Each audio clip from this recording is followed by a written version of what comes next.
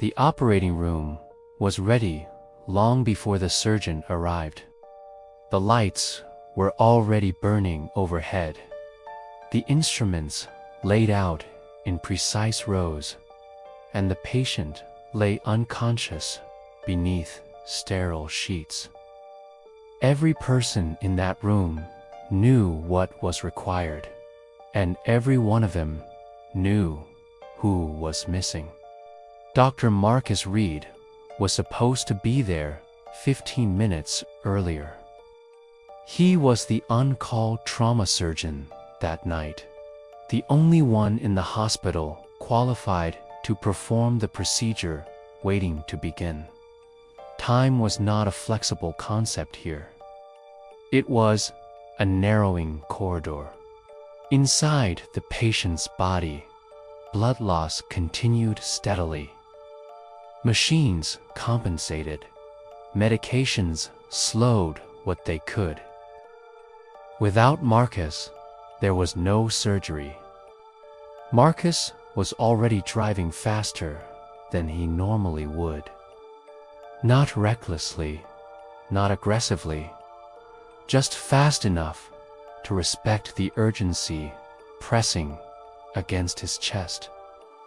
He had received the call while finishing dinner, left the table immediately, and hadn't even changed out of his scrubs. He had made this drive countless times. The route was familiar, the streets nearly empty at this hour, and his mind was already shifting into the focused calm that surgery demanded. He was thinking in steps, not emotions. The flashing light appeared without warning. Red and blue reflections flooded his mirrors, cutting through the darkness behind him.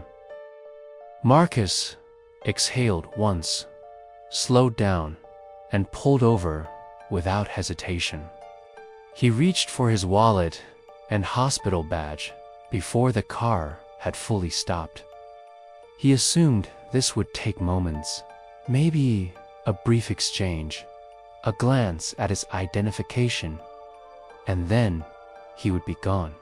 He had no reason to believe otherwise. The officer approached cautiously, one hand resting near his belt. Marcus lowered his window and greeted him politely, already holding out his badge. He explained immediately that he was a trauma surgeon on call and that a patient was waiting for him at the hospital. The officer did not look at the badge right away.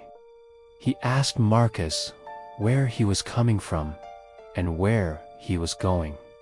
His tone flat and procedural.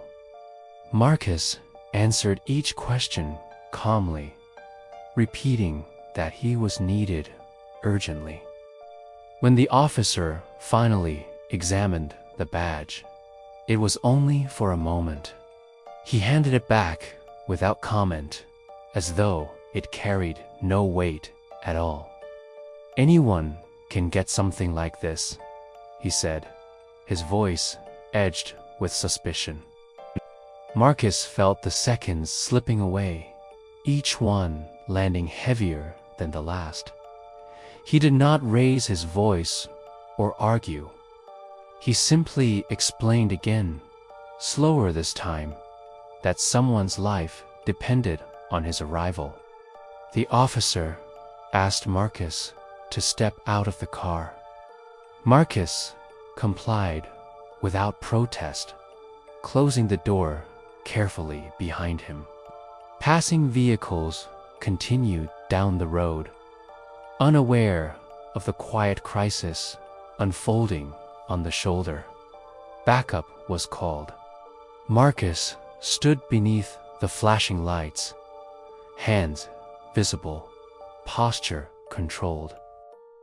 He checked his phone discreetly and saw missed calls beginning to stack up. Inside the hospital, the atmosphere was changing. The patient's blood pressure dropped again. Alarms chirping softly before being silenced by practiced hands. Nurses exchanged glances that carried worry. They did not speak aloud. The anesthesiologist asked when Dr. Reed would arrive. No one had an answer, only guesses that grew thinner with each passing minute. The patient's husband stood pressed against the wall, staring at the closed doors, his hands clasped tightly together. Back on the roadside, Marcus asked if he could make a call to the hospital. The officer told him to wait. The words were not shouted or cruel, just firm enough to close the discussion. More time passed. Marcus's phone vibrated again. Then again, the screen lighting up with numbers he knew by heart. He kept his face neutral, refusing to let urgency turn into panic. A supervisor eventually arrived. Questions were repeated. Identification checked again. Radio chatter buzzing between pauses. Marcus remained steady, answering everything asked of him without irritation or accusation. At the hospital, the patient's condition worsened. The surgical team adjusted medications, buying minutes where they could. Every intervention felt like a temporary solution stretched too thin. When Marcus was finally allowed to make the call, the voice on the other end was tight with controlled fear. He was told plainly that they were running out of time. This was no longer about being late.